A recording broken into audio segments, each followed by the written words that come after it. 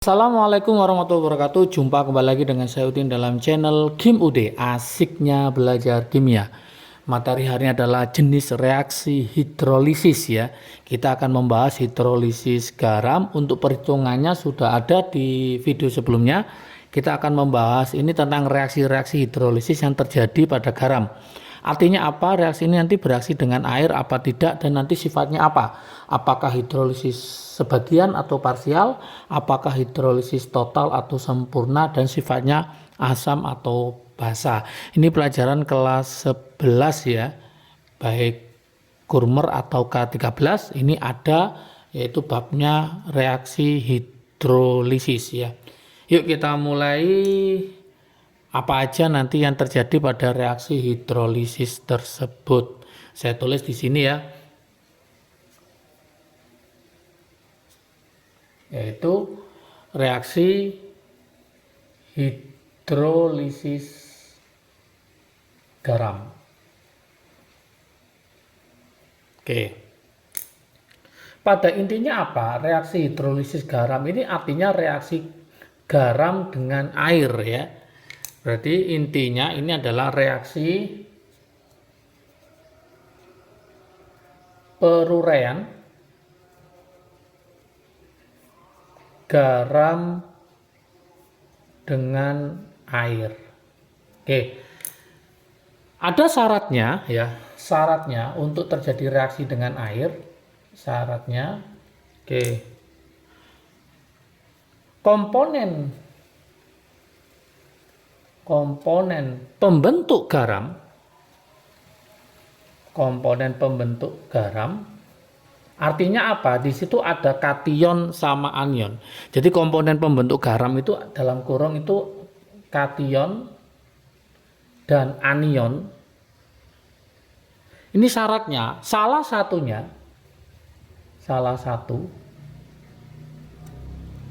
berasal dari, ini yang penting di sini, asam lemah atau basa lemah. Jadi salah satunya itu dari asam lemah atau basa lemah, atau dua-duanya tambah boleh. Ya, yang penting salah satunya ada. Kalau dua-duanya itu tidak ada asam lemah, berasal dari asam lemah atau basa lemah, maka dia tidak terhidrolisis. Gitu. Oke, berarti dari sini bisa kita ambil trik asiknya.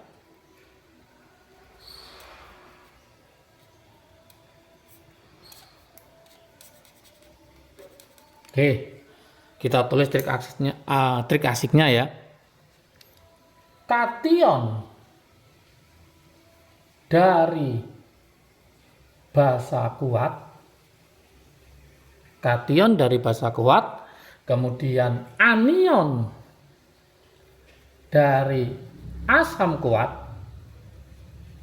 Kalau kita bicara kation berarti muatan positif, kalau anion berarti dia muatannya negatif. Oke. Jadi kation dari basa kuat, kemudian anion dari asam kuat, ingat tidak akan terhidrolisis.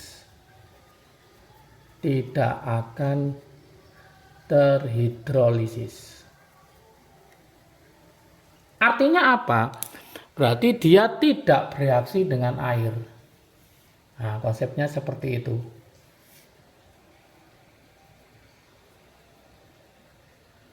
Jadi tidak terhidrolisis itu artinya tidak bereaksi dengan air. Berarti teman-teman harus paham siapa aja kation dari basa kuat dan siapa aja anion dari asam kuat itu sendiri. Nah, ini saya kasih kation, nanti dihafalkan ya. Kation dari basa kuat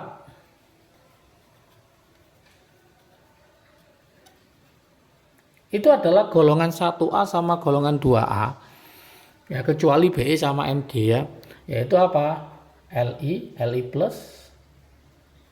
Na+, K+, Rb+, sama Cs+. Ini golongan 1A. Golongan 2A adalah Ca2+, Sr2+, Ba2+. Ini untuk yang kation. Yang kedua jelas anionnya. Anion dari asam kuat. Oke, anionnya. Siapa aja yang termasuk anion dari asam kuat? Ini bisa Cl-, Br-, I-. Untuk yang asam oksi ya, sisa asam oksi itu adalah NO3-, SO42-, sama ClO4-. Nah, teman-teman harus paham di sini. Jadi nanti kalau ada kation Li+ dan anionnya adalah golongan Cl-, Br-, I- dan sampai seterusnya ini, maka tidak akan terhidrolisis. Artinya apa? Dia tidak akan bereaksi dengan air, tidak akan mengalami hidrolisis. Gitu. Contoh ya. Contoh untuk yang ini. Contoh soal. Oke. Misalkan ada soal ini. Garam yaitu NaCl. NaCl.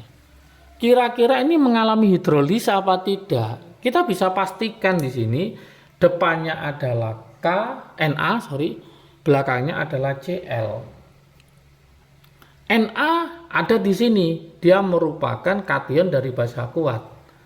Cl ada di sini, merupakan anion dari asam kuat. Maka ini tidak akan terhidrolisis. Tidak terhidrolisis.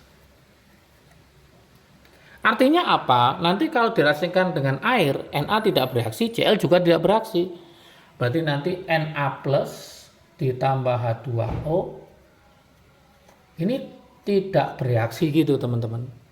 Kemudian si Cl- ditambah H2O ini juga tidak bereaksi. Oke, sifatnya apa? Jelas netral. Kenapa? Karena dia dari kation basa kuat dan anion asam kuat, tidak terhidrolisis, sifatnya netral. Sekarang kita coba contoh soal yang lain.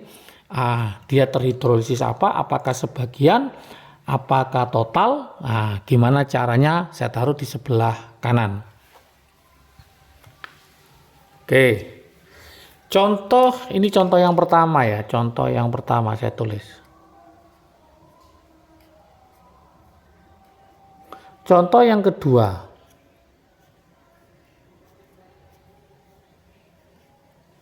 Oke.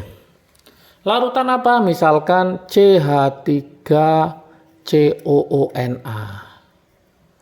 Oke. Gimana cara mencari reaksi hidrolisisnya?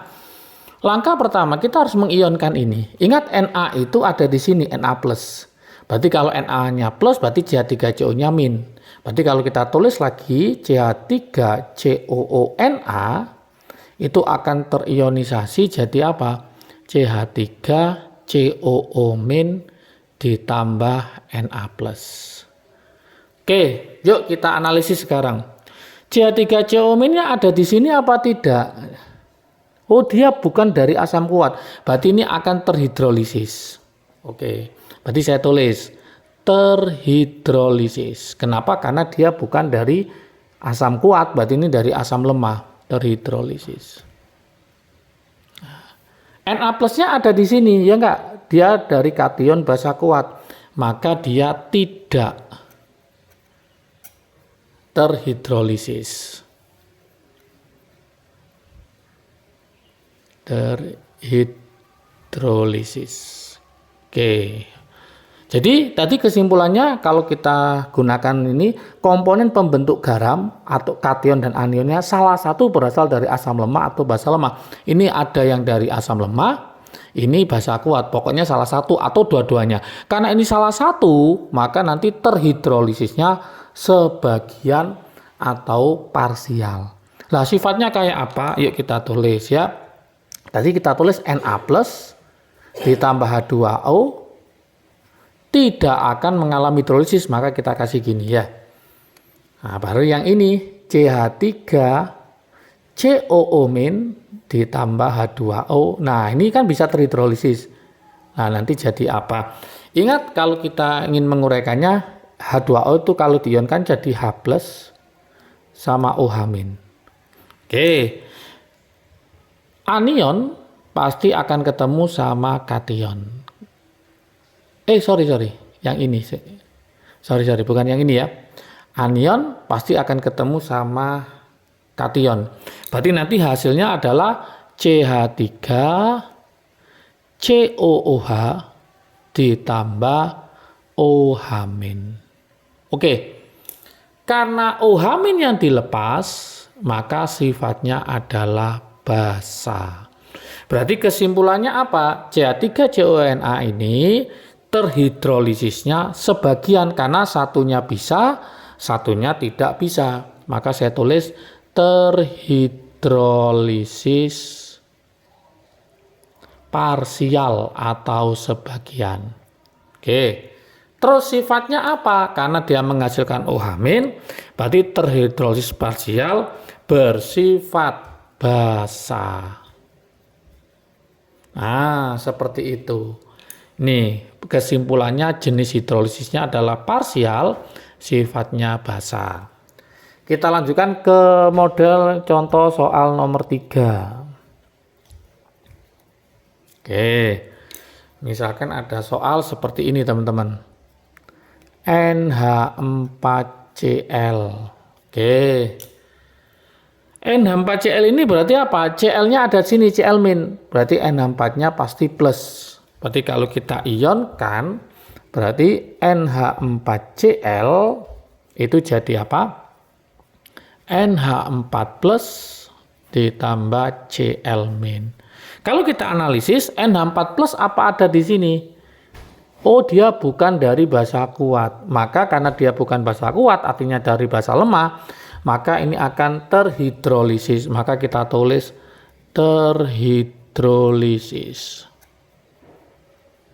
Cl- ternyata ada di sini. Berarti dia anion dari asam kuat. Berarti dia tidak terhidrolisis.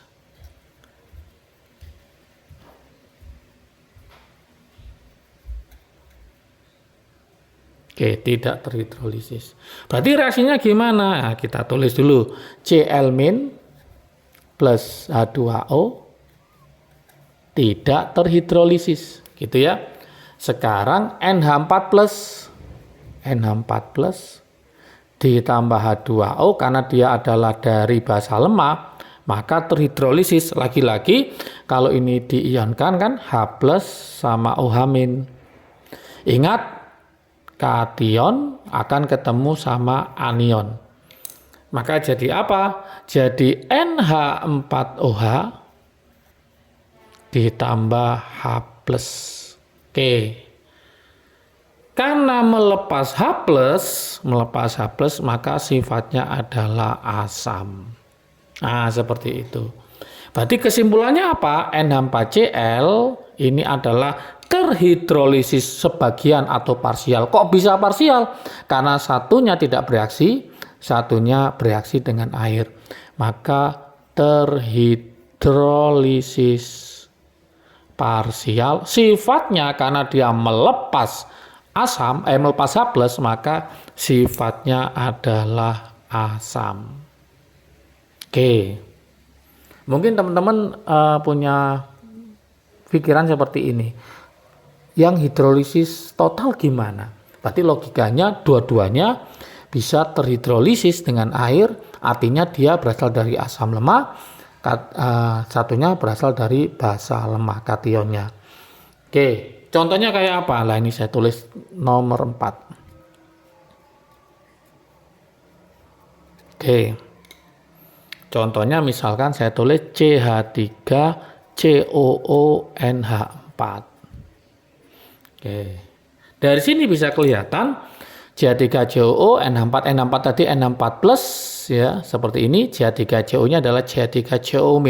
Berarti kalau saya tulis reaksi ionnya CH3COONH4, kalau diionkan jadi CH3COO- ditambah NH4 plus. Oke. Berarti ini terhidrolisis, ini juga terhidrolisis karena dia bukan ada di sini, dia lemah ya. NH4 plus juga tidak ada di sini, berarti lemah-lemah, berarti semuanya terhidrolisis. Karena dua-duanya terhidrolisis, maka terhidrolisisnya adalah total atau sempurna. Berarti reaksinya bisa kita tulis CH3COO- ditambah H2O. Tadi ingat ini jadi H plus sama OH-, positif ketemu negatif maka jadi CH3COOH. OH-nya dilepas ya, OH- seperti itu. Kemudian yang satunya NH4 plus ditambah H2O. Lagi-lagi sama, ini jadi H plus sama OH-, OH- ketemu sama NH4 plus, jadi NH4OH ditambah H plus. Lah, dari sini mungkin teman-teman bingung, ini sifatnya apa? Kalau ini jelas sifatnya basa karena dia melepas OH-, ini sifatnya asam karena dia melepas H plus. Yang ini satunya melepas OH-, satunya melepas H plus. Berarti sifatnya apa? Ada yang mungkin komentar gini, oh netral ya, belum tentu. Lah sifatnya ini nanti sifatnya kalau terhidrolisisnya jelas ya teman-teman, yaitu terhidrolisis apa? Total. Terhidrolisisnya adalah total atau bahasa lainnya adalah sempurna. Gitu. Lah sifatnya gimana? Lah sifatnya nanti itu tergantung harga Ka dan Kb. Jika nanti di soal Ka-nya CH3COOH berapa, NH4OH-nya berapa, itu kok sama.